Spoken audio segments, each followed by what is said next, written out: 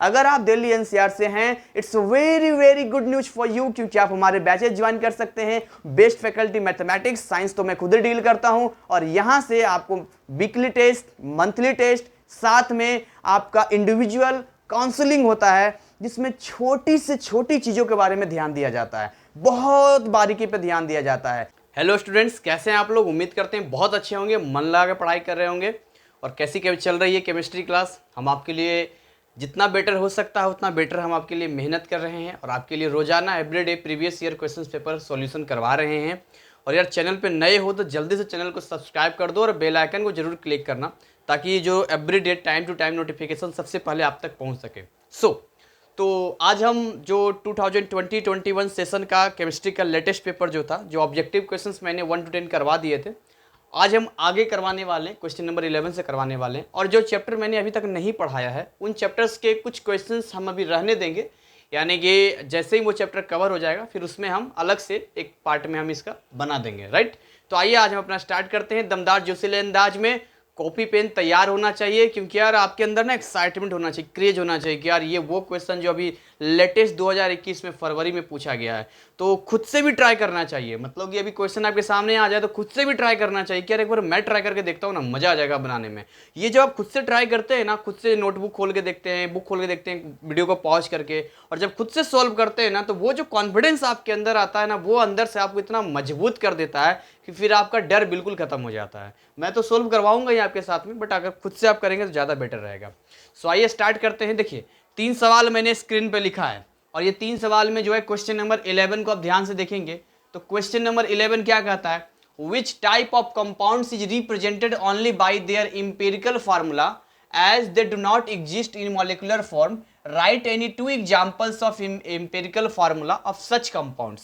सो देखिए, इसका जो आंसर होगा, अगर हम आंसर की बात करते हैं, पहले तो क्वेश्चन को समझते हैं, 1 बार 2 बार 3 बार प्रेम से क्वेश्चन को समझते हैं, क्योंकि क्वेश्चन समझ में आएगा तभी तो हम जवाब दे पाएंगे। हमें ये तो पता हो कि क्वेश्चन में क्या कह रहा है, क्या दिया हुआ है, क्या पूछ रहा है। अगर ये चीजें क्लियर हो जाए, और ऊपर से 2 मार्क्स का क्वेश्चन हम सोल्व करवा रहे हैं अभी, तो कहता है which type of compounds is represented, यानी कि कह रहा है किसी कंपाउंड के बारे में बोल रहा है कि आप बताइए किस तरह के कंपाउंड होते हैं जिनको रिप्रेजेंट किया जाता है ओनली बाय इंपेरिकल फार्मूला। तो आपको क्या क्या मालूम होना चाहिए कि इंपेरिकल फार्मूला क्या होता है। हम ना केवल इस कड़ी में क्वेश्चन पेपर सोल्व करेंगे, बल्कि हम कुछ एक्स्ट्रा जानकारी के साथ भी काम करेंगे। हमारा जो उद्देश्य है केवल ये नहीं है कि मैं आपको खाली क्वेश्चन सोल्व करवा दूं और मेरा जो है वो काम फ्री हो गया, मतलब मैं फुर्सत में आ गया। नहीं नहीं, वो मेरा काम नहीं है। मेरा जो काम है वो ये है कि डिटेल में, ये तो सवाल पूछ चुका है, लेकिन अगली बार जब ये सवाल पूछेगा तो कैसा पूछ सकता है, इसके अलावा और क्या क्या चीज़ें पूछ सकती है इस टॉपिक से रिलेटेड, वो सारी बातें हम करेंगे, डिस्कस करेंगे। इन्फॉर्मेटिव चीज़ मैं आपको बताने की भी कोशिश करूंगा, और आपको कॉपी पेन लेके पूरा तैयार रहना है। तो कहता है which type of compound, compound तो आप जानते हैं कंपाउंड क्या होता है, जैसे HCl CO2 वगैरह जैसे होते, जिनका एक अपना फार्मूला होता है, कंपाउंड हो गया। Represented only by the empirical formula. तो इंपेरिकल फार्मूला क्या होता है? देखिए, जब हम इंपेरिकल फार्मूला की बात करते हैं तो इंपेरिकल फार्मूला एक्चुअली होता क्या, ये थोड़ा सा आपको समझना पड़ेगा कि what is empirical formula. As they do not exist in molecular form, वो मॉलिक्यूलर फॉर्म में नहीं होता। Right any two examples of empirical formula of such compound, again empirical formula आ रहा है। तो क्या आपको मालूम है कि इंपेरिकल फार्मूला क्या होता है? बोलो हाँ या ना। हम पहले बात करते हैं कि इंपेरिकल फार्मूला क्या होता है। उससे पहले आपको समझना पड़ेगा, देखिए कुछ चीजें हैं जो हम यहाँ नोट करेंगे। पहले तो समझना पड़ेगा मॉलिक्यूलर फार्मूला क्या होता है। तो अगर हम बात करते हैं मॉलिक्यूलर फार्मूला की, तो for example molecular formula exact बताता, जैसे C6H12O6, ये ग्लूकोज का फार्मूला होता है, राइट। ये होता है मॉलिक्यूलर फार्मूला। लेकिन जैसे ही बच्चों हम बात करते हैं इंपेरिकल फार्मूला की, तो इंपेरिकल फार्मूला क्या कहता है? इंपेरिकल फार्मूला से कहता है कि सिंपलेस्ट रेशियो होना चाहिए। अगर हम बात करते हैं यहां पर इंपेरिकल फार्मूला की बात करते हैं, तो ये कहता है कि सिंपलेस्ट रेशियो होना चाहिए, सिंपलेस्ट रेशियो। तो सिंपलेस्ट रेशियो में देखेंगे 6 12 6 है, यानी कि ये बनेगा, देखिए इसमें से 6 का टेबल 6 2 12, और ये 6 1 6, यानी सब में 6 से डिवाइड करेंगे। आप देखिए 6:12:6, यानी इसको 1:2:1 भी इसको कर सकते हैं। तो इसके लिए जो इंपेरिकल फार्मूला बनेगा वो बनेगा CH2O। ये जो बनेगा ग्लूकोज का ये बनेगा इंपेरिकल फार्मूला ग्लूकोज बनेगा। तो ये आपको ध्यान रखना है, यानी कि सिंपली सी बात है कि अगर इंपेरिकल फार्मूला के बारे में बात बोल रहा है तो यहां पर हम क्या बात कर रहे हैं, ये आ रहा है सिंपलेस्ट फॉर्म में आ रहा है। तो कहता है विच टाइप ऑफ कंपाउंड्स, तो हमेशा आपको ध्यान रखना है जितने आयनिक कंपाउंड्स होते हैं, जितने भी आयनिक कंपाउंड्स होते हैं वो सब के सब किसमें रिप्रेजेंट होते हैं, ऑलरेडी इंपेरिकल फार्मूला में ही रिप्रेजेंट होते हैं। वो ऐसा नहीं होता है कि वो मॉलिक्यूलर फॉर्म में दिखाई आपको देंगे, ये आपको ध्यान देना है। जैसे कि मैं आपको आयनिक कंपाउंड, इसका आंसर पहले लिख लेते हैं हम लोग। तो इसका आंसर जो है पहले क्वेश्चन नंबर 11 का जो आंसर है वो आंसर क्या हो जाएगा, आप डिटेल लाइन में लिख लेना, मैं ऐसे लिख देता हूं आयनिक कंपाउंड, बाकी आप क्वेश्चन का लाइन मिला लेना अगर आप नोटबुक नोट कर रहे हो तो ionic compounds is represented only by their empirical formula as they do not exist in molecular form, ये लाइन आपको लिख देना है, ठीक है। एक तो आंसर ये हो गया। And right any 2 examples of empirical formula of such compounds, तो आप जैसे एग्जांपल ले सकते हैं, जैसे कि मान के एग्जांपल हम लेते हैं यहाँ पर, जो एग्जांपल यहाँ बोल रहा है जैसे NaCl आप ले सकते हैं। अब NaCl में और सिंपल आप क्या करेंगे, इससे सिंपल तो कुछ होता ही नहीं है। इसके अलावा अगर आप और आगे देखेंगे, जैसे कि मान लो हम Na2A ले लेते हैं, इससे सिंपल आप और क्या कर सकते हैं, KCl आप ले सकते हैं। ऐसे 2 ही पूछा है, बाकी भी आप बोल सकते हैं, CaO आप बोल सकते हैं, इससे सिंपल तो कुछ होता नहीं है। सो ये जो था मैंने आपको पहले वाले का आंसर देने की कोशिश किया है। ये आपका कैसा था, पहले वाले का आंसर मैंने देने की डिटेल आंसर दिया। जैसे कि मैंने कहा ये एक आपका रिवीजन के भी काम करेगा, आपको इन्फॉर्मेशन देंगे साथ में रिवीजन का भी काम करेगा। हो सकता है इसमें क्वेश्चन कैसे पूछ सकता है, मान लो क्वेश्चन पूछ दे कि मॉलिक्यूलर फार्मूला और इंपेरिकल फार्मूला में क्या डिफरेंस होता है, तो आप क्या कहोगे, मान लो ऐसा पूछ सकता है। तो मॉलिक्यूलर फार्मूला क्या होता है, तो ये एक्चुअल नंबर ऑफ एटम्स दिखाता है। क्या दिखाता है, it shows the actual number of, चाहो तो लिख लो आप, it shows the actual number of atoms of different elements present in a molecule of a compound. ये मॉलिक्यूलर फार्मूला का मैंने बता दिया। और इंपेरिकल फार्मूला क्या कहता है, it gives only the simplest ratio in the atoms of different elements. तो दोनों का डेफिनेशन और एग्जाम्पल मैंने आपको दे दिया है। चलिए आगे हम लोग बात करते हैं, 11 हो गया, अब 12 की बात करते हैं। तो आते हैं 12 वाले पे। 12 वाले का क्या सॉल्यूशन होता है जरा देख लेते हैं, और कुछ जानकारी होगा तो जानकारी भी हम लोग ले लेंगे। कहता the uncertainty in measuring the speed, देख रहे हैं, the uncertainty in measuring the speed of an accelerated electron is 1.2 into 10 to the power 5 meter per second. Calculate the uncertainty in finding its location. और कुछ आपको data दे रखा है, जैसे कि मास ऑफ इलेक्ट्रॉन दे रखा है 9.1 into 10 to the power -31 kg। Planck's constant h होता है वो दे रखा है 6.6 into 10 to the power -34 kg metre square per second. And pi की वैल्यू 3.14 है। 2 मार्क्स का ये सवाल आपसे पूछ दिया है यहाँ पे। सो यहाँ पर देखते हैं, सवाल में डरना नहीं है, समझते हैं। अनसर्टेनिटी है ये, तो अनसर्टेनिटी का मतलब क्या होता है पहले ये समझते हैं। अनिश्चित होता है, अनिश्चित, निश्चित नहीं है ये। मेजरिंग द स्पीड, किसका स्पीड की हम बात कर रहे हैं, तो एक्सेलरेटेड इलेक्ट्रॉन, जब इलेक्ट्रॉन मूव करता है तो एक्सेलरेटेड होता है। तो एक्सेलरेटेड कब होता है, जब उसकी कुछ वेलोसिटी होगी। तो उसकी ये वेलोसिटी दे रखा है 1.2 into 10 to the power 5 metre पर सेकेंड, ये उसका वेलोसिटी दे रखा है। आपसे क्या पूछता है, देखिए ये तो अनसर्टेनिटी इन स्पीड का दे दिया है, लेकिन आपको पूछ रहा है uncertainty in finding its location, आपसे पूछ रहा है। तो ये जो है एटॉमिक स्ट्रक्चर वाले चैप्टर में ये चीज पढ़ना है। और अगर ये चीज आपको नहीं भी मालूम है तो भी मैं इसका कंसेप्ट आपको बता देता हूं। ये कोई इसका कंसेप्ट कोई घबराने वाली बात नहीं है। देखिए पहले जो लिखा है लिख लेते हैं। इसको डेल्टा वी कहते हैं, डेल्टा वी कहते हैं, इसको ऐसा बोलते हैं अनसर्टेनिटी इन स्पीड,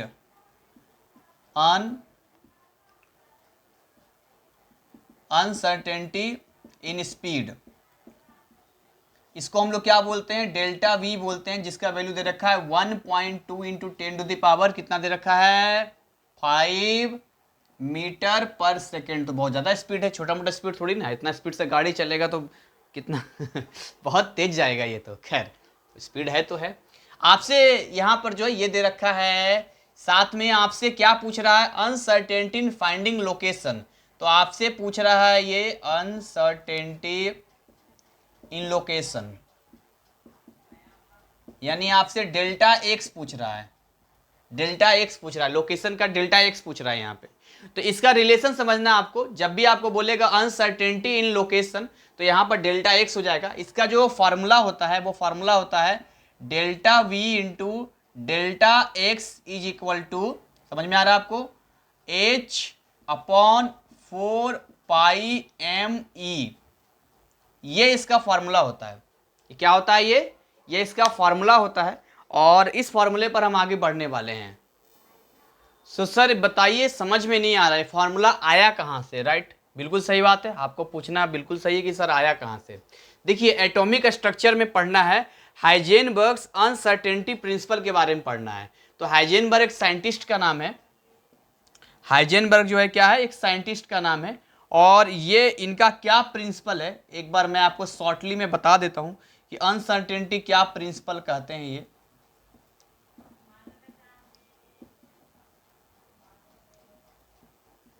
एक बार हम इसका देख लेते हैं, ज़्यादा अच्छा होगा।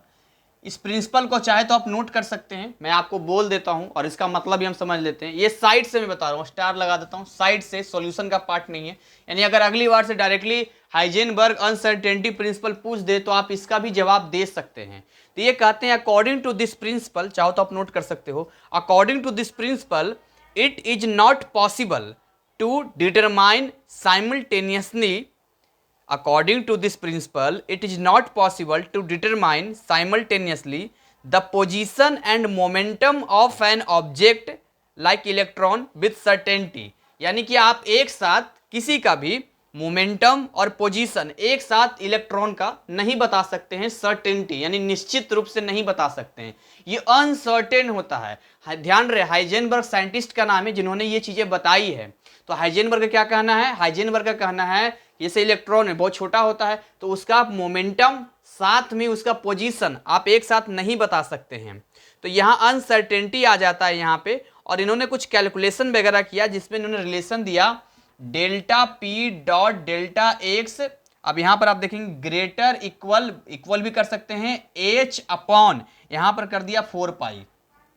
ये उनका एक डाटा था जिस डाटा के हिसाब से वो काम कर रहे थे। अब इसी डेल्टा पी को आप क्या कहते हैं? मोमेंटम होता है। मोमेंटम क्या होता है? मास इंटू वेलोसिटी होता है।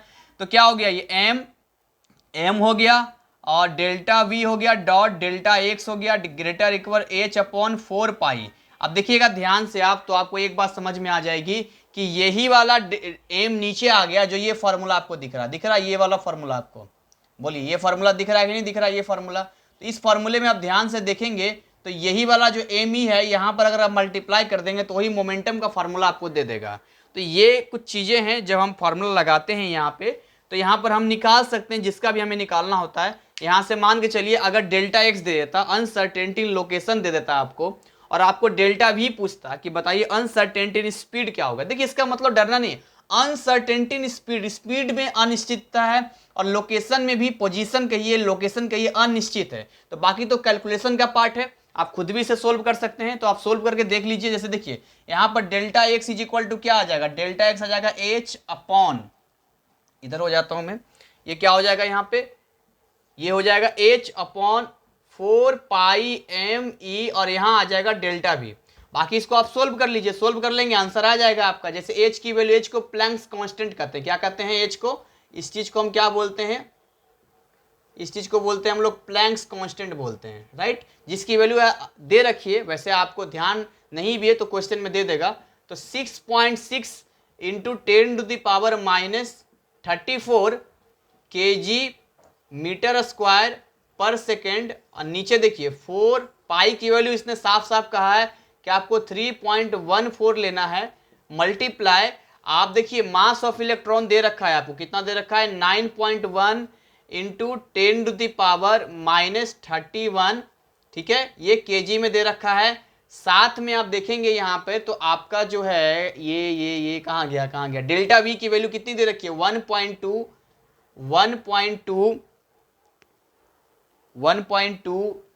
मल्टीप्लाई 10 की पावर कितना है? 10 की पावर कहाँ गया? 10 की पावर 5 मीटर पर सेकेंड। तो ये डाटा आपको दे रखा है और इसी डाटा पर हम काम भी करने वाले, समझ में आ रहा है आपको?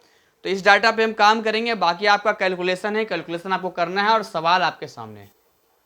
तो चलिए इसको सोल्व करते हैं जरा मिलके, मजा आता है। अरे ऐसे ऐसे बड़े बड़े जब डिजिट आते हैं ना तो मजे लेके सोल्व करना चाहिए। और कुछ चीज़ें आपको केवल फॉलो रखनी है। कितनी चीज़ें? कुछ चीज़ें। मैं ब्लू मार्कर से सोल्व चाहो तो मैं कर दूँ, आपको कन्फ्यूजन ना हो तो कुछ चीज़ें आपको केवल ध्यान रखनी है। जैसे देखिए क्या क्या ध्यान रखना है, जितना भी 10 का पावर है सबको एक इकट्ठा कर दो।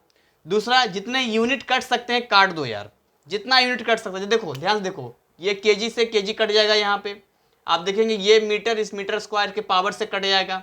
ये देखिए पर सेकंड से कट जाएगा, क्योंकि आंसर तो मीटर में ही आने वाला, लोकेशन पोजीशन की बात है। देखिए एक केवल मीटर बच गया। अच्छा, और आप क्या क्या हो सकता है ध्यान से देखेंगे तो देखिए ये आप थोड़ा सा दिमाग लगाएंगे आप तो 10 की पावर को साइड में आप कर सकते हैं और बाकी कैलकुलेशन को एक जगह कर सकते हैं। तो ऐसे सवाल जब बड़े बड़े हों तो आपको बिल्कुल घबराना या डरना नहीं है। क्या करना है? हिम्मत से काम करना है। तो देखिए यहाँ पर देखिए ये 6.6 है, इसको मैं 66 बना दूंगा, यानी 66 बना दूंगा। लाइन खींचता हूँ, नीचे आ गया 10। ठीक है, अब ध्यान से देखिए 10 की पावर -34 है ना, इसको इकट्ठा बाद में करेंगे, इसको आप छोड़ दीजिए। और तो ऊपर कुछ नहीं बचा, नीचे क्या बचा? मल्टीप्लाई 4, और इसको लिखूंगा 314 314, तो ऊपर मल्टीप्लाई 100 हो जाएगा क्योंकि डेसिमल के बाद 2 डिजिट है। फिर 91, इसको लिखूंगा 91, तो ऊपर लिखूंगा 10, यानी पावर ऊपर चला गया, 10 ऊपर चला गया। फिर लिखा है मल्टीप्लाई 1.2, इसको 12 लिखूंगा और ऊपर कर दूंगा 10। सब काम हो गया इधर का। मल्टीप्लाई, अब देखिए जी ये है 10 की पावर -34, राइट, और नीचे है 10 की पावर -31, तो जब ऊपर आएगा तो प्लस में 31 हो जाएगा। ये हमने डायरेक्टली प्लस कर दिया यहाँ पर। साथ में आप देखेंगे कि ये वाला जब जाएगा तो -5 हो जाएगा, ये चूंकि +5 ऊपर जाएगा तो -5 हो जाएगा। तो इस साइन का थोड़ा सा आपको ध्यान रखना है। ये पूरा सिस्टम आ गया और ये आ गया मीटर में, कितना ईजी हो गया। अब देखिए ना आराम से कट जाएगा ये पूरा 10 से ये पूरा 10 कट गया। कुछ कैलकुलेशंस हैं जिसको इजी बनाते हैं हम लोग। जैसे देखिए 10 की पावर का कैलकुलेशन इजी हो गया। कैसे? 10 की पावर कितना पहले बच जाएगा देख लेते हैं। देखो ध्यान से देखना, ये है -34 और ये है -5, तो कितना हो जाएगा? 34 और 5 -39 हो जाएगा ना, -39 और +31, तो कितना आ जाएगा? 10 की पावर -8 आएगा कि नहीं आएगा? बोलो। -39 कितना है? -39, और यहां पर कितना है ये बताओ? 31, तो -8 आ गया मीटर।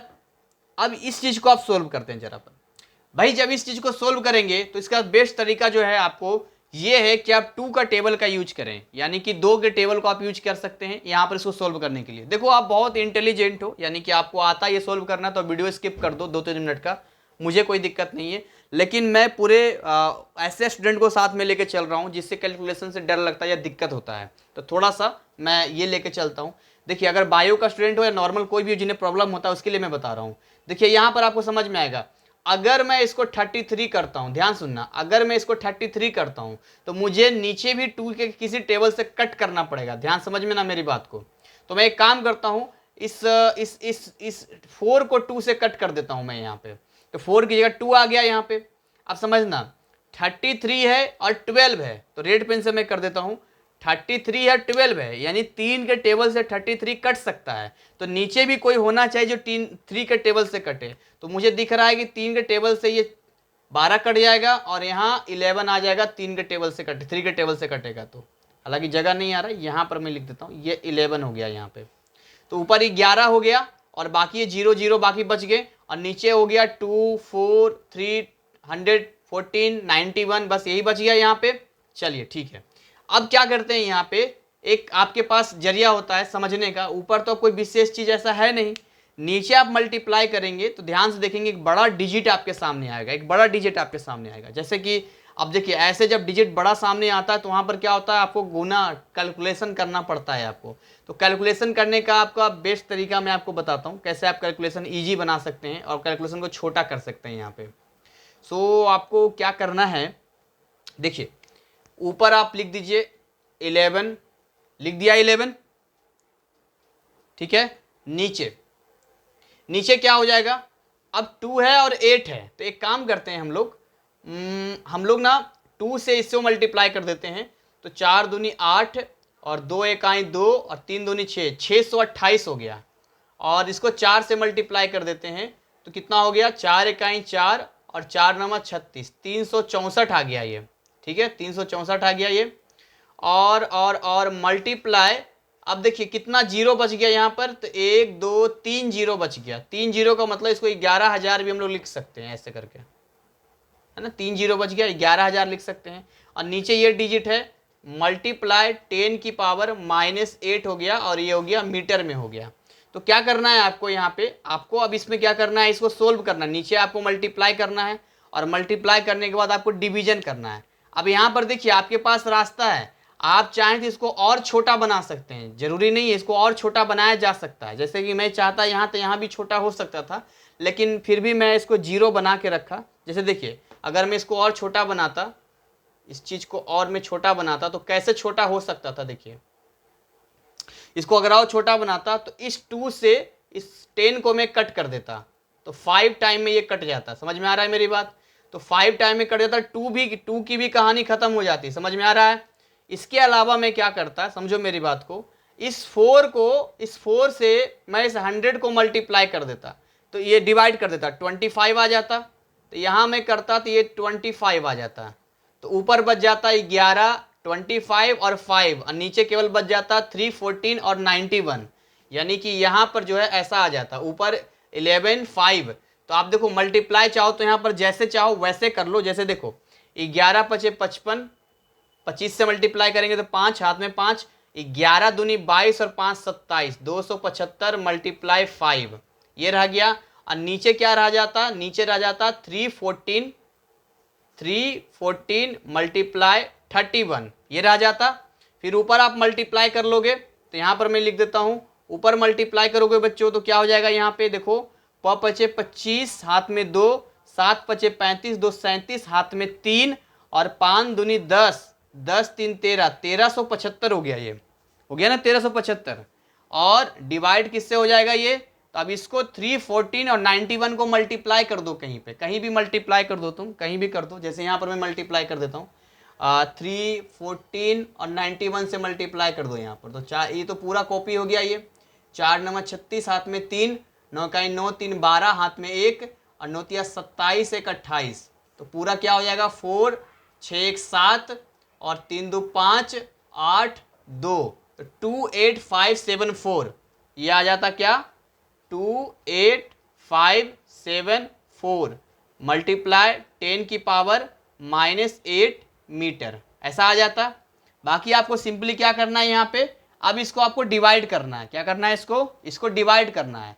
डिवाइड करने के बाद जो रिजल्ट आएगा उसमें भी थोड़ा सा आपको उसमें चेक करना है कि कुछ साइंटिफिक नोटेशन के रूप में होना चाहिए। अब देखिए यहाँ पर ये 28,574 है, और ये था 1375। 1375 से डिवाइड किया, डेसिमल लगाया, 1 जीरो आया, अभी लगा 13,000 है, तो 28,000 है, 1 जीरो और लगाना पड़ा, इसलिए 0.0 हमने किया।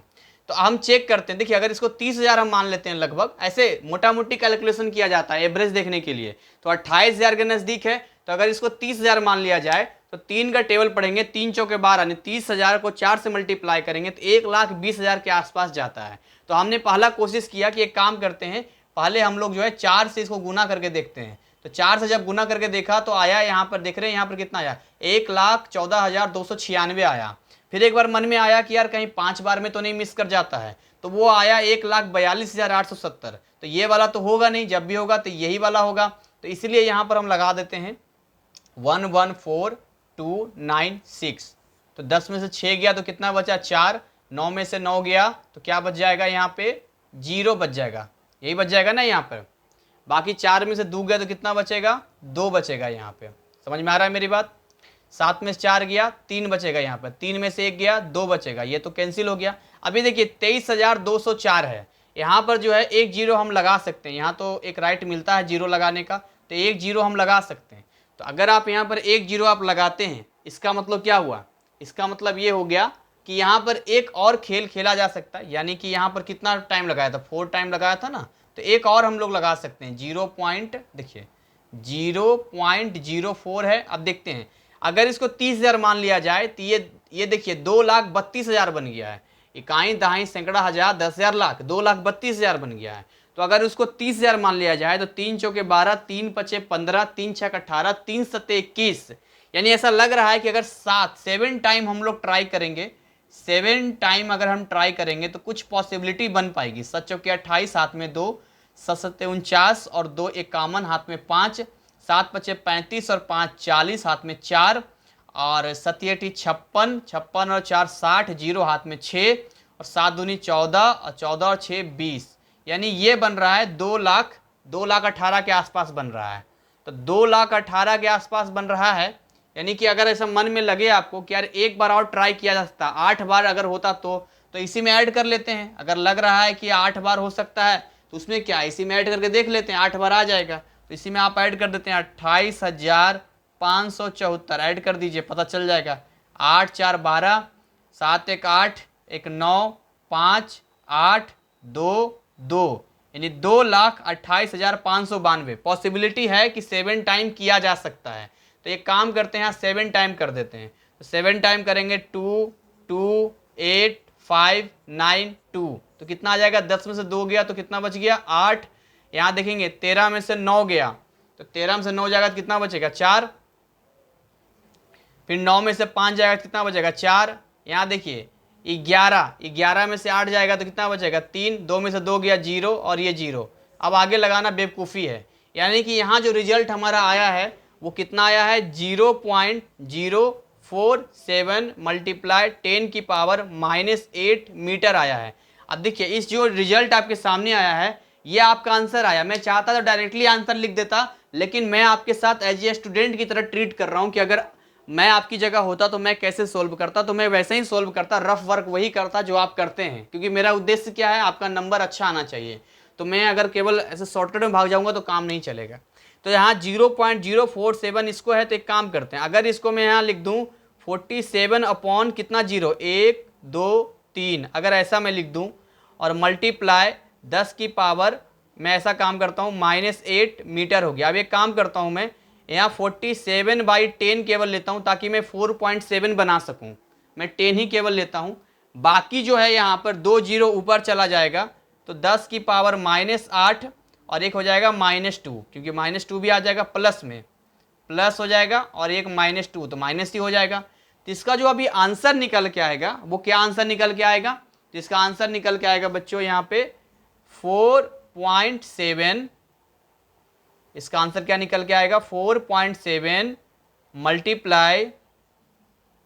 मल्टीप्लाई 10 की पावर -10 मीटर, ये आंसर निकल के आएगा। यहां हम आंसर तक पहुंचे, दिस इज द आंसर। समझ में आ रहा है, ये आंसर हम लोग पहुंचे हैं।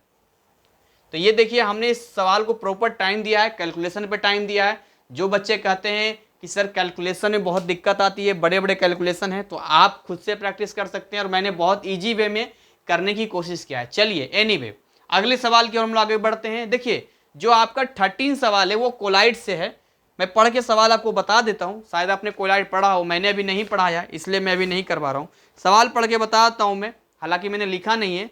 13 सवाल कहता है account for the following when excess of electrolyte is added colloidal solution gets coagulated, and b कहता है colour of sky appears blue.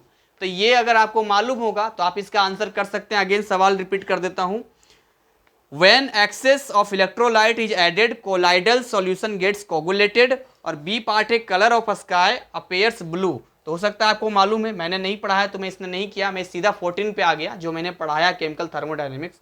मैं उसे छोड़ूंगा नहीं, करवाना तो है ही मुझे, जब मैं कोलाइड पढ़ा दूंगा तो उसके बाद फिर मैं उसको सोल्व करवाऊंगा।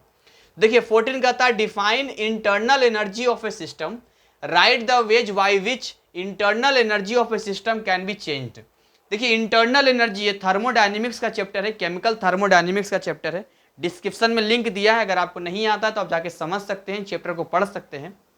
खैर मैं इतनी इजी वे में बता रहा हूं कि अगर किसी ने नहीं भी पढ़ा होगा या भूल भी गया होगा तो भी हमारे साथ उसे मजा आएगा क्वेश्चन को सोल्व करने में। तो इंटरनल एनर्जी क्या कहता है, कोई भी सिस्टम आप लेते हैं तो सिस्टम क्या होता है, जैसे कि एक कप आपने चाय ले लिया, तो एक कप चाय ले लिया तो क्या होता है, चाय तो गर्म होता है। बोलो चाय गर्म होता है कि नहीं होता है, तो भाई चाय जब गर्म होता है इसका मतलब वो एक सिस्टम है। तो अगर उसके इंटरनल एनर्जी की बात करते हैं तो उस कप के अंदर, उस सिस्टम के अंदर जितने फॉर्म्स में एनर्जीज होंगे उन सब को हम लोग क्या बोलेंगे, इंटरनल। मतलब उसके अंदर की एनर्जी, इंटरनल की एनर्जी को इंटरनल एनर्जी बोलेंगे। आपके बॉडी के अंदर की एनर्जी इंटरनल एनर्जी कहलाएगी। जिसमें मैं बोल रहा हूं तो मेरी साउंड एनर्जी इंटरनल एनर्जी में से ही खर्च हो रही है। अगर मैं चलूंगा तो मेरी काइनेटिक एनर्जी इंटरनल एनर्जी में ही खर्च होगा। तो इंटरनल एनर्जी क्या होता है, तो जो इंटरनल है पूरा उसी एनर्जी को, उसमें रोटेशनल हो सकता है, काइनेटिक एनर्जी हो सकता है, वाइब्रेशनल हो सकता है, पोटेंशियल एनर्जी हो सकता है। Right the ways by which internal energy of a system can be changed. तो इंटरनल एनर्जी किसी भी सिस्टम का कैसे बदल सकते हैं, देखिए, या तो उसके अंदर से हीट आप निकाल लीजिए या तो उसको हीट दे दीजिए। इसको वर्ड यूज करते हैं बाई एब्जॉर्बिंग और इवॉल्विंग हीट। एक ये वर्ड हो गया। दूसरा वर्ड हम लोग क्या यूज करते हैं बच्चों, दूसरा वर्ड हम लोग ये यूज करते हैं by work done on the system by the system. अच्छा, इसमें भी फर्क होता है। ऑन द सिस्टम होगा तो कोई एक्सटर्नल काम कर रहा है, ऊपर से कोई काम कर रहा है, यानी प्लस होगा W। और बाय द सिस्टम होगा यानी खुद काम कर रहा है तो माइनस W हो जाएगा।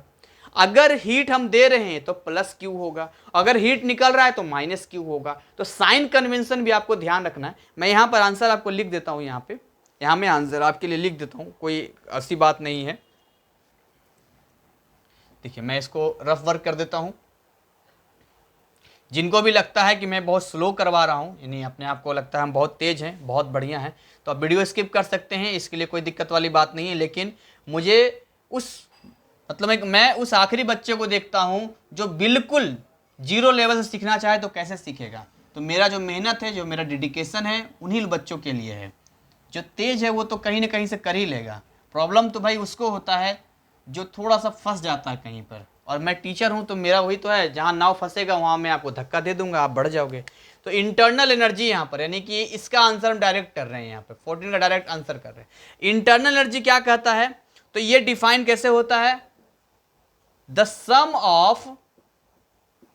Of all forms of energies, all forms of energies that can be possessed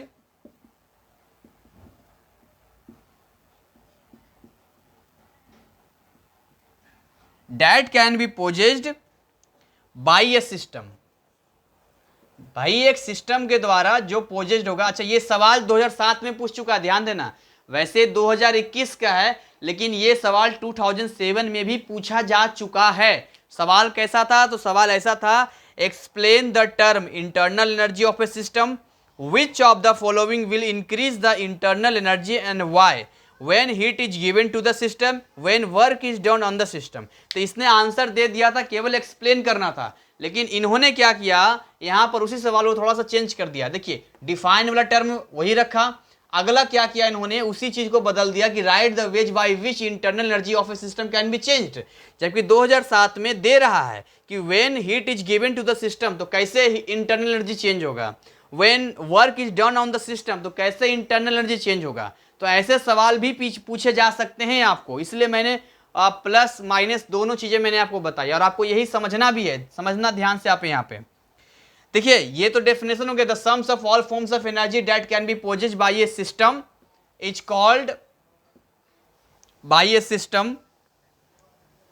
called internal energy. Internal energy हम बोलते हैं यहां पर ऑफ दैट सिस्टम या ऑफ ए सिस्टम, जो भी बोल सकते हैं। अच्छा, जो एनर्जी की हम बात कर रहे हैं बच्चों, ये जो एनर्जीज वाला टर्म यूज कर रहे हैं, इसमें कौन कौन सी एनर्जी हो सकता है, तो हम यहां लिख सकते हैं, इट कॉन्सिस्ट्स, क्या क्या रखता है, energies due to vibrational,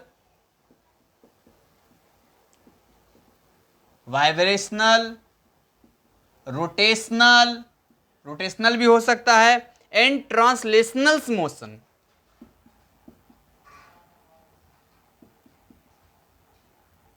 ट्रांसलेशनल्स motions किसका, ऑफ मॉलिक्यूल।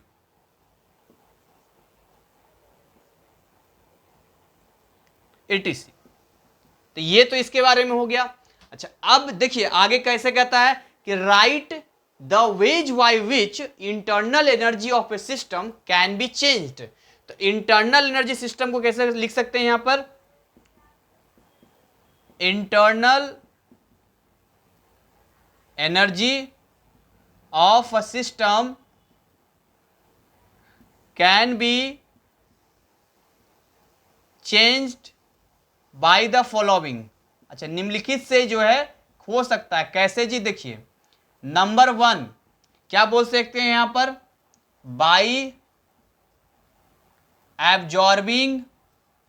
एब्जॉर्बिंग या इवॉल्विंग हीट। ध्यान देना यहां पे। सेकेंड हम क्या कह सकते हैं, by doing work on the system और बाय द सिस्टम। तो ये आपको ध्यान रखना है। And third, by doing both, by doing both, हम दोनों करके भी कर सकते हैं। तो यहां पर साइन कन्वेंशन आपको ध्यान रखना है। क्या साइन कन्वेंशन ध्यान रखना है, बताइए सर? तो अगर हीट एब्जॉर्ब होगा, ध्यान देना यहां पे, अगर आप ध्यान देना यहां पर, अगर हीट एब्जॉर्ब होगा तो यहां पर जो है हम क्या लेंगे, प्लस क्यू लेंगे, और अगर हीट बाहर निकलेगा तो यहां माइनस क्यू लेंगे। अगर ऑन द सिस्टम होगा, वर्क ऑन द सिस्टम होगा तो यहां पर हम लेंगे प्लस डब्ल्यू, और अगर बाय द सिस्टम होगा तो यहां पर लेंगे माइनस डब्ल्यू। यही चीज आपको केवल ध्यान रखना है, ठीक है? तो साइन कन्वेंशन के अकॉर्डिंग भी बात करेगा तो भी आपको ध्यान रखना है। तो देखिए, जो 2007 में सवाल पूछा था, इसने कहा था कि when heat is given to the system, यानी इसने कहा था कि अगर हीट एब्जॉर्ब करेगा, इसको एब्जॉर्बिंग बोल सकते हैं या गिवन बोल सकते हैं, तो क्या होगा, इंटरनल एनर्जी इंक्रीज कर जाएगा। वही जब यहां पर इवॉल्विंग ऑफ हीट होगा तो इंटरनल एनर्जी घट जाएगा। दूसरा पूछा था when work is done on the system. देखिए, अगर कहता है ऑन द सिस्टम तो इंटरनल एनर्जी इंक्रीज कर जाएगा, लेकिन अगर बोलेगा बाय द सिस्टम तो खुद से काम कर रहा है ना वो। जैसे मान लो कोई आपको 100 रुपये का रजिस्टर, पैसा ना दे, 100 रुपये का रजिस्टर दे दे, 100 रुपया तो बच गया ना, कहीं ना कहीं आपके पास ही 100 रुपया आया रजिस्टर के रूप में या जैसे। लेकिन अगर वही खुद आप लगाते तो 100 रुपया तो आपका जाता। तो अगर बाय द सिस्टम होगा तो इंटरनल एनर्जी घट जाएगा। या आप दोनों कर सकते हैं, बाय डूइंग बोथ कर सकते हैं। कहीं कहीं लोग कहते हैं कि मैटर को कम या ज्यादा करना, नहीं, देखिए मैटर के बारे में ना हम इसके बारे में नहीं बोल सकते हैं, क्योंकि मैटर के बारे में कई लोग लिख तो देते हैं, लेकिन ये मैं इसको वो नहीं कहता कि नो, इसका नंबर कट भी सकता है। यही दो चीज ज्यादा इंपॉर्टेंट है यहाँ पर, absorbing, evolving heat, doing work on the system या बाय द सिस्टम। तो बच्चों, ये 3 सवाल हमने बेहतरीन तरीके से किया। आपको मजा आ रहा होगा पढ़ने में, कॉपी पेन सोल्व करने में। जिस तरीके से मैं आपको सोल्व करा रहा हूं, एक एक टर्म को एक्सप्लेन कर रहा हूं। आइए हम आगे के सवाल करते हैं। मैं भी बड़ा एक्साइटेड हूं आपके साथ इसको सोल्व करने के लिए, और ऐसे रोजाना आपके लिए वीडियो जाता रहेगा, एक एक वीडियो रोज आएगा। तो एज ए रिवीजन वीडियो भी आप इसको समझ सकते हो। तो आप इसका जो है अपने दोस्तों में शेयर भी कर सकते हो, क्योंकि देखो ऐसा तो है नहीं केवल आप ही एग्जाम देना है। तो आपके इर्द गिर्द में कोई है जो NIS का पेपर दे रहा है, तो आप उसका भला कर सकते हो। जैसे बहुत बार जो है आप लोगों में से कई लोग मुझे संपर्क करते हैं, मुझे बड़ा अच्छा लगता है और कई बार बुरा भी लगता है आपकी स्थिति को जान के, जब आप बताते हैं कि आपका सही ट्यूटर नहीं है या आप सही तरीके से नहीं कर पा रहे। तो बच्चों, जितना मुझसे हो पा रहा है उतना मैं आपके लिए बेस्ट देने की कोशिश कर रहा हूँ। बाकी मेरी भी खुद की कोचिंग सेंटर चलती है, तो टाइमिंग थोड़ा इश्यू हो जाता है, इसलिए स्पेशल रात का टाइम निकाल कर मैं आपके लिए बनाता हूँ। तो कोई नहीं, मैं फिर से कहता हूँ, आप मेरे भरोसे मत रहना। ऐसा मत समझना कि आप मेरे भरोसे रहोगे। आप अपना काम खुद से करते रहना, क्योंकि हर किसी की अपनी भी कुछ रिस्ट्रिक्शंस होती हैं, कुछ चीज़ें होती हैं। पर मैं वादा करता हूँ आपसे, मेरी पूरी तरफ से जो मैं बेस्ट दे पाऊंगा, पूरा बेस्ट मैं अपनी तरफ से दूंगा। इसमें कोई कंजूसी या लापरवाही नहीं करूंगा। चलिए आगे हम लोग बात करते हैं, इसी मोटिवेशन से आगे बढ़ना। जल्दी वीडियो को एक बार लाइक जरा करो, लाइक नहीं किया है तो वेरी गुड। आइए आगे सवाल करते हैं। चलिए जी, अगले 3 सवाल हाजिर है हमारे सामने, और बहुत अंदर से एक्साइटमेंट आपके अंदर होनी चाहिए कि हम नेक्स्ट 3 सवाल बढ़ रहे हैं। 6 2 2 2 6 मार्क्स, और ये 2 2 2 12 मतलब 12 नंबर का जो है आप डन करने वाले हैं। और ये रोज चलेगा, रोज एवरीडे रोज चलेगा। मतलब ये 1 घंटा से ज़्यादा नहीं हम बढ़ने देंगे, कोशिश करेंगे आधे घंटे से 1 घंटे के बीच का वीडियो। तो फटाफट 3 सवाल हम लोग करते हैं, और उसके बाद फिर हम कल के वीडियो में फिर कल आगे बात करेंगे।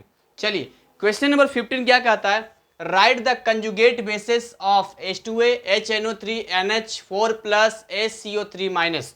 तो भाई सबसे पहले तो आपको ये बात समझ में आनी चाहिए कि कंजुगेट बेस किसको कहते हैं। आपको ये पता होना चाहिए कि कंजुगेट बेस क्या होता है। तो मैं आपको बता दूं, आयनिक इक्विलिब्रियम चैप्टर में मैंने बहुत बेहतरीन तरीके से जो है कंजुगेट बेस के बारे में बताया है। आप जाके वहाँ पर इस चीज़ को पढ़ सकते हैं, समझ सकते हैं कि कंजुगेट एसिड बेस, शायद पार्ट 1 या पार्ट 2 में ऐसे कुछ होगा, आप देख लेना। तो वहाँ प्लेलिस्ट का डिस्क्रिप्शन में दिया गया है बहुत सारे चैप्टर्स का। तो H2O का बताना है, HNO3 का, NH4 प्लस का और HCO3 माइनस का। देखिए मैंने आपको बताया भी था उस चैप्टर में, आपको एक चीज़ ध्यान रखना। क्या ध्यान रखना है कि अगर आपसे मान लो अगर ये कंजुगेट बेस की जगह कंजुगेट एसिड पूछता तो आप क्या कहते। तो अगर कंजुगेट एसिड कहता तो आपको मालूम है ना कि एसिड H प्लस देता है, तो आप क्या करते, ऐड H प्लस। आप ध्यान रखना H प्लस को सब में ऐड कर देते, जैसे H2O में ऐड कर देते H3O पॉजिटिव बन जाता, इसमें H प्लस ऐड कर देते, इसमें H प्लस ऐड कर, सब में H प्लस ऐड कर देते। और अगर आपसे बच्चों पूछेगा कंजुगेट बेस के बनाने में, कंजुगेट बेस आपसे पूछेगा तो आपको क्या करना है, रिमूव H प्लस। आपको H प्लस को रिमूव कर देना है, H प्लस को हटा देना है। बस इसी कॉन्सेप्ट को आगे आपको बढ़ाना है और इसी कॉन्सेप्ट के साथ आगे बढ़ना है। समझ में आ गया आपको? तो ये तो चलो अभी कंजुगेट बेस पूछ रहा है, जरूरी थोड़ी कसम खा के एकदम कंजुगेट बेस ही पूछेगा। कंजुगेट एसिड पूछ देगा तो क्या करोगे बताओ मुझे। अगर कंजुगेट, देखिए जैसे मेरे सामने है, एक बार पूछा था right a conjugate acid of NO3 minus, 2007 में पूछा है। 2007 में ही H2O का भी कंजुगेट एसिड पूछा है। 2007 में ही H2O का कंजुगेट बेस भी पूछा है। 2009 और 2004 में NH2 माइनस का कंजुगेट एसिड पूछा है। 2009 में NH3 का कंजुगेट एसिड पूछा है। 2009 में ही जो है NH3 का कंजुगेट बेस पूछा है। तो ऐसे करके 2005 में भी सवाल पूछ चुका है, 2009, 2007, 2004, तो ऐसे ही सवाल ये पूछता रहता है। और मैंने बोला भी था ये इंपॉर्टेंट है, यानी कंजुगेट एसिड कंसेप्ट में तो सवाल पूछता ही पूछता है। ये पैटर्न आपको बता रहा हूं मैं, आपको ध्यान रखना है। तो ये माइंड में आपको लेके चलना है कि जहां भी आपको बोलेगा ना कंजुगेट एसिड तो वहां H प्लस को ऐड कर देना, और जहां बोलेगा कंजुगेट बेस वहां पर आप H प्लस को रिमूव कर देना, यानी कि हटा देना। अब देखिए इतनी बात से आप समझ गए होंगे मैं क्या चाहता हूं। देखिए इधर मैं लिखता हूं मॉलिक्यूल्स, इधर मैं लिख देता हूं मॉलिक्यूल्स, और इधर में इनका कंजुगेट, इधर में जो है यहां पर इनका कंजुगेट बेस लिख देता हूं, समझिए। तो देखिए ए में फर्स्ट नंबर में कौन सा है जी, तो फर्स्ट नंबर में जो है वो है सबसे पहले H2O। तो अगर H2O कंजुगेट बेस लिखेंगे तो क्या करना पड़ेगा यहाँ पे, तो आपको यहाँ पर H2O में H प्लस को ऐड करना पड़ेगा। तो देखिए अगर यहाँ पर आप H प्लस को ऐड करेंगे, यानी H2O में यदि आप H प्लस को ऐड करेंगे तो रिजल्ट क्या आने वाला है, ध्यान समझिएगा, रिजल्ट क्या आने वाला है। तो रिजल्ट क्या आ जाएगा यहाँ पर, ओहो कंजुगेट बेस है ना, H प्लस हटा दो, तो हटा दोगे तो क्या बच जाएगा OH माइनस। एसिड पूछता तब H प्लस ऐड करते हैं, थोड़ा मिस्टेक हो गया। सेकेंड लिखा क्या है यहाँ पर NH4 पॉजिटिव, तो NH4 पॉजिटिव में ऑलरेडी जो है H प्लस हटाएंगे तो NH3 तो बचेगा, समझो मेरी बात ध्यान से, यानी वापस H प्लस ऐड करने पर ये बन जाना चाहिए, ध्यान देना आप। तीसरा आपसे पूछ रहा है SCO3 माइनस, तो यहां से H प्लस हटेगा तो एक माइनस तो है ही इसके पास, लेकिन जब H प्लस हटेगा ना तो प्लस लेके जा रहा है तो माइनस छोड़ के जाएगा, तो यहां पर आ जाएगा CO3 2 माइनस। ये आपको कई बच्चे यहाँ कंफ्यूज हो जाते हैं, मैं फिर से रिपीट कर रहा हूं, यहां से H प्लस हटेगा तो इस पूरे कंपाउंड में एक माइनस छोड़ के जाएगा, क्योंकि प्लस और माइनस मिलता है तभी न्यूट्रलाइज होता है वो। तो अगर कोई प्लस लेके जा रहा है यानी माइनस छोड़ के जा रहा है, यानी इलेक्ट्रॉन दे के जा रहा है, तो इसलिए CO3 2 माइनस हो गया। तो ये आपका आंसर हो गया, राइट। अगर मान लो ये वाला दे देता, ये दे देता और आपसे पूछता कि इसका क्या होगा कंजुगेट एसिड, या इन्हीं का कंजुगेट एसिड पूछ देता, तो सिंपली देखो H2O में H प्लस ऐड करते तो क्या बन जाता है, H3O पॉजिटिव बन जाता। तो ऐसे करके वहां पर कंजुगेट एसिड बेसिस कंसेप्ट हमने आपको सिखा दिया। चलिए क्वेश्चन नंबर 16 की बात करते हैं। 15 हमने कर लिया बहुत शानदार तरीके से, 16 की हम लोग बात करते हैं। तो ये 15 था और 15 हमने सोल्व कर लिया जी, बहुत बढ़िया बात है, बहुत अच्छी बात है कि हमने यहाँ सॉल्यूशन कंप्लीट कर दिया। क्वेश्चन नंबर 16 क्या कहता है, व्हाट इज बफर सॉल्यूशन। पता नहीं क्यों बफर को पढ़ता हूं तो बफेलो याद आ जाता है, गाय में है भैंस याद आ जाता है। गांव में ना हमारे घर के सामने ना एक तालाब है, तालाब में ना बहुत सारे बचपन में देखता था भैंस आते थे, धुलते थे, तो जैसे ही बफर मिलता है ना वैसे ही मुझे था बफर सॉल्यूशन। खैर what is buffer solution, give one example of each. एक होता है एसिडिक बफर, एक होता है बेसिक बफर। तो मैं आपको बता दूं कि इसमें सवाल पूछ चुका है 2005 में, give an example of acidic buffer solution, और मैं आपको बता दूं कि 2016 में भी एक सवाल पूछा था, define buffer solution, state its two applications in our body fluids. देखिए ये वाला जो है ना, दो एप्लीकेशंस आपको पूछा है, जिसमें आपसे पूछ रहा है यहाँ पे कि कितना होगा, कि इसका हमारे बॉडी के ऊपर फंक्शन पूछ रहा है। देखिए बफर सॉल्यूशन होता क्या है एक्चुअली। बफर सॉल्यूशन वो सॉल्यूशन होता है बच्चों जो अपने सॉल्यूशन में पीएच के बदलने को रोकता है। जैसे कि मान लो अब पीएच उसका मान के चलते हैं, उसका पीएच मान 8 उसका पीएच है, कितना है 8 है मान के चलते हैं, या उसका पीएच मान लो 7.4 है, उसका पीएच है 7.4। तो अगर उसमें हम एसिड मिला रहे हैं तो उसका पीएच तो घट जाएगा। लेकिन बफर सॉल्यूशन क्या कहता है कि नहीं, हम कुछ ऐसा काम करेंगे जिससे 7.4 ही बना रहेगा, या मान लो उसमें हम बेस मिला देंगे तो उसको तो 7.4 से ज़्यादा हो जाना चाहिए, 8 हो जाना चाहिए, 9 हो जाना चाहिए। तो बफर सॉल्यूशन कहता है नहीं, हम कुछ ऐसा चेंज करेंगे कि इसको हम बेसिक होने ही नहीं देंगे, इसको हम कितना रखेंगे 7.4 ही रखेंगे। और हमारे शरीर के अंदर खुद ही एप्लीकेशन, जैसे आपका ब्लड, हमारा ब्लड 7.4 होता है, हमारा जो सलाइवा होता है, मुंह में लार होता है 6.8 होता है। अब मुझे बताइए अगर बॉडी का जो पीएच है ब्लड का 7.4 है, अगर हम बाहर में कुछ समोसा खा लेंगे, कुछ और मान लो एसिडिक चीज खा लेंगे, तब तो उसका पीएच घट जाना चाहिए, फिर आगे टाइम टाइम फिस हो जाएंगे, यार ये तो एसिड मतलब मर ही जाएगा इंसान। तो वो तो सोच समझ के खाना पड़ेगा। ऐसा थोड़ी होता है कि मान लो बेसिक खाते हो एसिडिक खाते हो उसमें तो कोई चेंज नहीं होता, या सलाइवा 6.8 होता है, आप कितनी भी एसिडिक या बेसिक खाते हो तो वो चेंज नहीं करता है, क्योंकि वो क्या है बफर सॉल्यूशन है। तो 2016 में जो सवाल पूछा था वो डेफिनेशन तो पूछा ही पूछा था, जो इसमें डेफिनेशन पूछा है, यानी ये वाला चीज तो पूछा ही पूछा था। यहां पर पूछ दिया एसिडिक बफर और बेसिक बफर का एग्जाम्पल पूछ दिया है। और 2016 में इसने पूछा था कि बताइए कि हमारे बॉडी के अंदर, इन आवर बॉडी फ्लूइड्स में क्या होता है। तो देखिए अगर अपने बॉडी फ्लूइड्स की बात करें, the oxygen carrying capacity of haemoglobin, oxygen क्या करता है, हीमोग्लोबिन, हीमोग्लोबिन क्या करता है, ऑक्सीजन को कौन कैरी करता है, हीमोग्लोबिन कैरी करता है। तो ये डिपेंड करता है पीएच पे, जिसको मेंटेन करके रखना होता है 7.4 के नजदीक। तो पहला एप्लीकेशन ये हो गया। दूसरा, pH of saliva is close 6.8। तो ये दो चीज आपको आंसर देना होगा। यदि आपसे पूछता है कि अपने बॉडी के फ्लूइड्स के एप्लीकेशन दीजिए, तब एक आप ब्लड का दे देना 7.4 और एक सलाइवा का दे देना, जो मुंह में लार होता है, जिसको देखते ही मुंह में पानी से मैं बोलूंगा टिक्की, गोलगप्पे, पनीर की सब्जी और राजमा की सब्जी, ऐसे कुछ अच्छी चीज़ें बोलूँगा, खट्टी चीज़ें, इमली बोल दूंगा, कुछ चटनी बोल दूंगा, टमाटर की चटनी बोल दूंगा, तो आपके मुंह में पानी आने लग जाता है। कुछ को तो आ भी गया होगा, समोसे, तो ऐसे करके ना मुंह में पानी आ गया होगा। तो ये जो मुंह में पानी आता, लार आता, यही तो सलाइवा होता है आपका। खैर, तो यहाँ से जो है हम इसका डेफिनेशन करेंगे और फिर जानेंगे एसिडिक बफर के बारे में और बेसिक बफर के बारे में। तो बफर सॉल्यूशन क्या हो जाएगा, buffer solution are those solution which resist a change in pH on adding a small amount of an acid या बेस। देखिए या तो आप एसिड मिलाइए या तो आप बेस मिलाइए, दोनों को ये रेजिस्ट करेगा, दोनों को ये क्या करेगा, रोकने की कोशिश करेगा।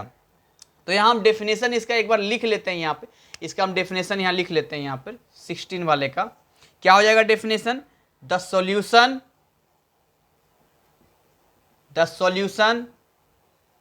डेट रेजिस्ट्स, मतलब रोकता है, क्या रोकता है, अ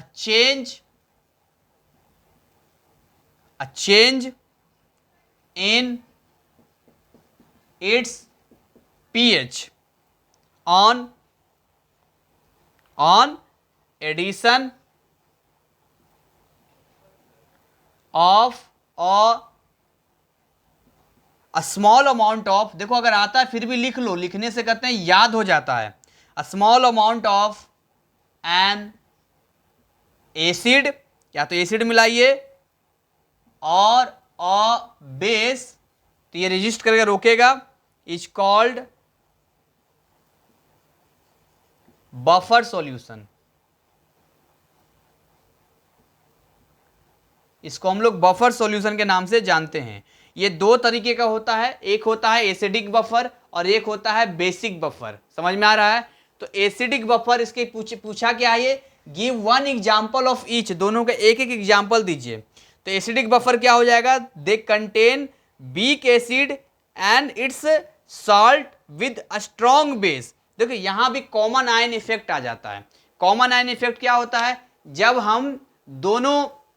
जब हम दो ऐसे एसिड और बेस लेते हैं जिसमें दोनों में कॉमन आयन होता है, तो एक हमें लेना पड़ता है वीक लेना पड़ता है और एक उसी का स्ट्रॉन्ग लेना पड़ता है। हम यहाँ पर लिख लेते हैं, जैसे यहाँ पर मैं लिखता हूँ यहाँ पे, जैसे एसिडिक बफर लिखा है। एसिडिक बफर क्या होता है? तो दे कंटेन वीक एसिड। देखिए यहां पर क्या लिखता है, ये वीक एसिड, आप समझो ध्यान से, वीक एसिड रहेगा, ठीक, and it's salt with a strong base. इसका सॉल्ट होगा किसके साथ? स्ट्रॉन्ग बेस के साथ। जैसे mixture of acidic acid and sodium acetate. आप एग्जांपल समझो, जैसे कि मैं लिखता हूं CH3 acetic acid, acetic acid CH3COOH ले लिया एसिटिक एसिड। अब यहां पर क्या लेते हैं? सोडियम एसिटेट लेते हैं, इसी का सॉल्ट लेते हैं। लेकिन सॉल्ट किससे बनेगा? तो स्ट्रॉन्ग बेस के साथ बनेगा। मैं समझाता हूं आपको, पूरा समझाता हूं मैं। प्लस सोडियम एसिटेट, पूरा मामला आपको समझाता हूं कि पूरा मामला है क्या। CH3CONA। अब समझो मेरी बात को, मैं आपको क्या समझाना चाह रहा हूं यहां पे।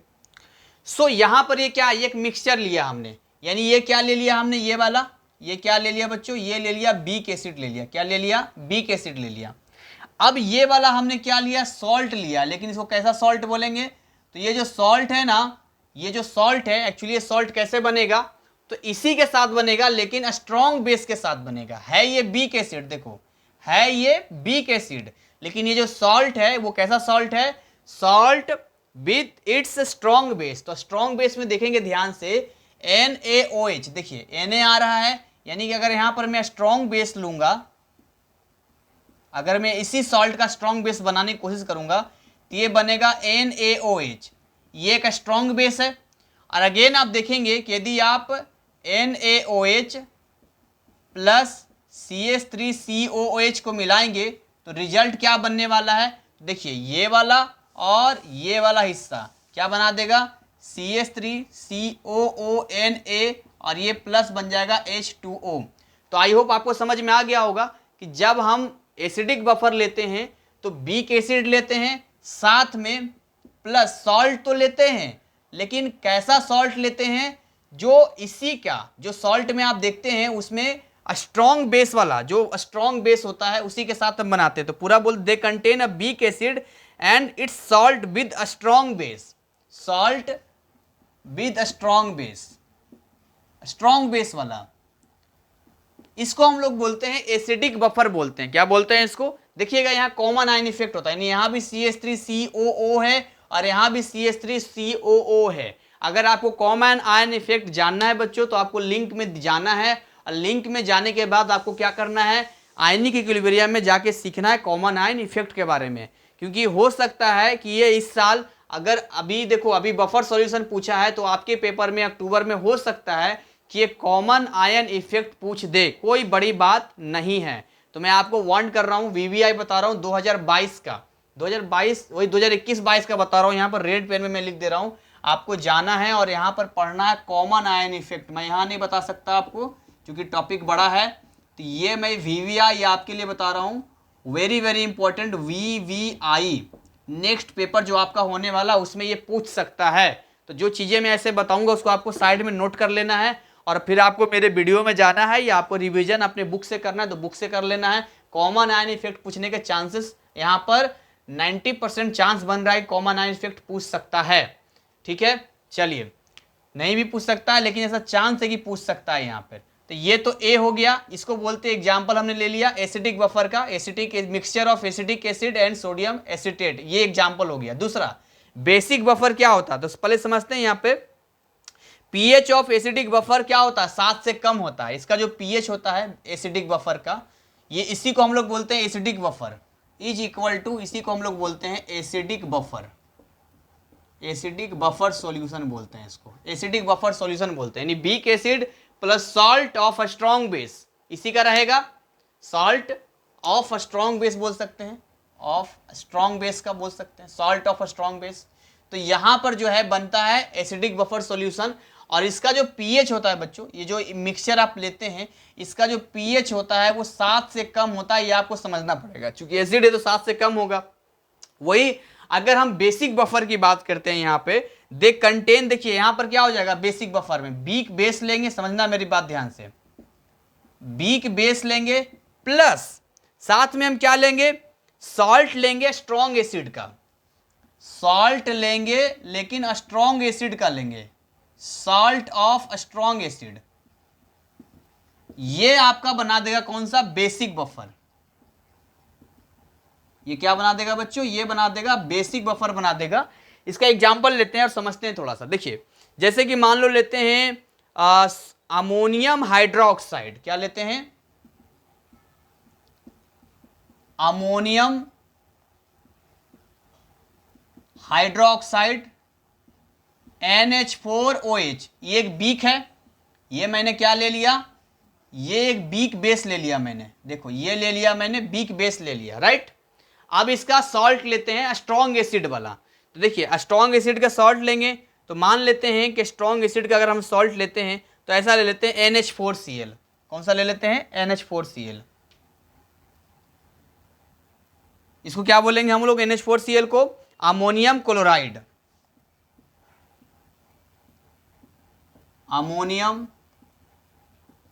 Chloride NH4Cl।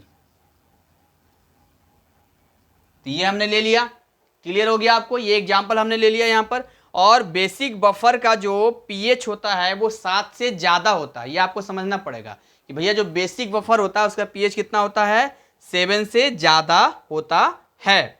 तो यहाँ पर आपको समझ में आ गया होगा। देखिए यहाँ पर स्ट्रॉन्ग एसिड कहाँ से निकलता है, यहाँ से समझिए स्ट्रॉन्ग एसिड कहाँ से निकलेगा, तो ये जो Cl आपको दिखाई दे रहा है इसी में से H प्लस जोड़ दीजिए, HCl हो गया, स्ट्रॉन्ग एसिड HCl होता है, प्लस ऑफ NH4OH ले लो, तो रिजल्ट वही बनने वाला, क्या बनने वाला है, देखो Cl इसको दे दोगे तो क्या बन जाएगा, NH4Cl बन जाएगा और ये प्लस H2O हो जाएगा यहाँ पे। तो ये आपको समझना है कि हम ये ले रहे हैं स्ट्रॉन्ग एसिड, कौन सा ले रहे हैं, ये स्ट्रॉन्ग एसिड ले रहे हैं यहाँ पे। तो यही है, इसका पीएच जो होता है 7 से ज़्यादा होता है, यानी कि सिंपल सी बात है, एसिडिक बफर में वीक एसिड लेते हैं और बेसिक बफर में वीक बेस लेते हैं। साथ में मिक्सचर में अगर वीक एसिड है तो कैसा सॉल्ट लेंगे, स्ट्रॉन्ग बेस वाला, और अगर वीक बेस है तो स्ट्रॉन्ग एसिड का सॉल्ट लेंगे, तो वो एसिडिक बफर कहलाएगा, ये बेसिक बफर कहलाएगा। बाकी कॉमन आयन इफेक्ट आपको पढ़ना है। चलिए ये लास्ट सवाल आपको करते हैं, right any one method of preparation of hydrogen peroxide, right the chemical equation involved, give its any 2 cases. देखिए ये वाला मैं अभी हाइड्रोजन वाले चैप्टर में पढ़ा चुका हूं, हाइड्रोजन पेरोक्साइड के बारे में, तो अभी आप पार्ट 1 में ही जाएंगे तो आपको मिल जाएगा, लिंक डिस्क्रिप्शन बॉक्स में दिया है, अगर आपको नहीं आता तो पढ़ सकते हैं जाके डिटेल में वहां पर। यहाँ देखिए मैं आपको बता रहा हूँ, यहाँ पर हाइड्रोजन पेरोक्साइड के बारे में पूछा है यहाँ पर, तो हाइड्रोजन पेरोक्साइड में अगर यहाँ पर पूछा है तो आपको विशेष ध्यान देना पड़ेगा, यानी जो टॉपिक आप पढ़ने जाएंगे उसके इर्द गिर्द भी आपको देख लेना कि हो सकता है उसके इर्द गिर्द भी सवाल पूछा जा सकता है। हालांकि अभी 5-6 साल का क्वेश्चन सोल्व करेंगे तो और आइडिया आपको लग जाएगा, लेकिन फिर भी मैं बता रहा हूं आपको। चलिए इसको करते हैं थोड़ा सा। सबसे आखिरी सवाल हमारे सामने है, तो इस सवाल का देखिए इसमें जो है, हालांकि तो एक ही मेथड पूछ रहा है आपसे कि right one method of preparation, लेकिन हम आपको 2 मेथड में आपको बताने वाला हूं। इन दोनों में जो आपको माइंड में सेट कर जाए, दोनों आपको आना चाहिए। इसमें 2 यूज पूछा है ना, मैं आपको 4 यूज यहाँ पर बताऊंगा। देखिए अभी लेटेस्ट बताया, डिस्क्रिप्शन बॉक्स में जाएंगे तो आपको मिल जाएगा, हाइड्रोजन चैप्टर का पार्ट 1 में ही आपको मिल जाएगा। By action of dilute H2SO4 on metallic peroxide like sodium और बेरियम पेरोक्साइड। देखिए या तो आप सोडियम का पेरोक्साइड ले लीजिए या तो आप बेरियम का पेरोक्साइड ले लीजिए, राइट। तो आप यहाँ पर डाइल्यूट H2SO4 से NaO2 मैंने लिया, ध्यान दीजिएगा, सोडियम ऑक्साइड होता तो Na2O बनता, ऐसा बनता, Na2O बनता। बेरियम ऑक्साइड होता तो BaO बनता, क्योंकि ये होता है +2 और ये होता है -2, ये होता है +1, ये होता है -2, तो यहाँ पर ये बनता। लेकिन यहाँ पर ले रहे हैं NaO2, इसको बोलते हैं सोडियम पेरोक्साइड, और H2SO4 हमने ले लिया, डाइल्यूट H2SO4 ले लिया, तो बन गया सोडियम सल्फेट प्लस क्या बन गया, H2A2। तो यही तो हमें बनाना है, यानी हाइड्रोजन आपको ये तो बनाना है, यहाँ पे हाइड्रोजन पेरोक्साइड बनाना है। या यदि आप बेरियम और पेरोक्साइड लेते हैं और डाइल्यूट H2SO4 लेते हैं तो बेरियम सल्फेट और यहाँ पर देखिए आपका H2O2 बन जाता है। दूसरा तरीका क्या होता है कि आपको H2SO4 का क्या करना होता है, इलेक्ट्रोलिसिस करना होता है। किसको करना होता है, इलेक्ट्रोलिसिस 50% वेट बाय वेट। लेकिन बाद में डिस्टिलेशन भी करवाना पड़ता है। आपको क्या कराना पड़ता है, डिस्टिलेशन भी करवाना पड़ता है। तो अगर हम बात करते हैं एट कैथोड, तो कैथोड पे क्या हो जाएगा, 2H प्लस और 2 इलेक्ट्रॉन ले लिया, यानी H प्लस कैथोड पे ले लिया और एनोड पे SO4 2 माइनस नेगेटिव ले लिया। तो ऑब्वियसली जो प्लस वाला है इलेक्ट्रॉन को अट्रैक्ट करके H2 बना देगा, और जो नेगेटिव वाला है वो इलेक्ट्रॉन को रिमूव कर देगा, तो ये बन जाएगा H2OH 2 माइनस। और मैंने वीडियो में बताया था, जब मैंने पढ़ाया था, इसको बोलते हैं पर सल्फेट आयन के नाम से जानते हैं। तो जब पर सल्फेट आयन को अगेन 2H प्लस, ये जो है 2H प्लस और H2O देते हैं, यानी डिस्टिलेशन करवाते हैं, तो बनता है 2H2SO4 और H2H2 का फॉर्मेशन होता है। और यही आपको किन्हीं में से कोई एक आपको देना है। आइए यूजेज की बात करते हैं। We talk about the uses. देखिए, for bleaching hair, leather and wool, या तो आप ब्लीचिंग कीजिए हेयर का, लेदर का, वूल का। ब्लीचिंग मतलब समझते हैं ना, कलरलेस हो जाता है। As a germicide and disinfectant के रूप में इसका इस्तेमाल होता है। In the manufacture of foam, rubber में इसका इस्तेमाल होता है। And in the treatment of drainage and sewage water for chlorination, यानी कि आप देखे होंगे बहुत सारे सड़कों पे, नालियों में बहुत सारे गंदगी होती है, वहाँ पर जो है इसका इस्तेमाल किया जाता है डीक्लोरिनेशन के रूप में। सो बच्चों, यहाँ तक मुझे उम्मीद है आपको बहुत अच्छा लगा होगा, एक्साइटमेंट आपके अंदर बहुत होगा और मन लगा के पढ़ रहे होंगे। तो इस पार्ट में इतना ही, अगले पार्ट में हम आगे के सवालों को देखेंगे। तब तक ऐसे ही रोज हमारे साथ आप बने रहें जब तक एग्जाम आपका रहेगा। केमिस्ट्री के मैं वादा करता हूँ एक दिन पहले तक ये कंटिन्यू रहेगा, जिसमें एवरीडे हम रिवीजन करेंगे। रिवीजन ही तो है पूरा जो मैं आपके सामने आऊँगा। तो अभी 2020-21 वाले लेटेस्ट बात कर रहे हैं, इसके पीछे बैक जाएंगे, फिर बैक जाएंगे, फिर बैक जाएंगे।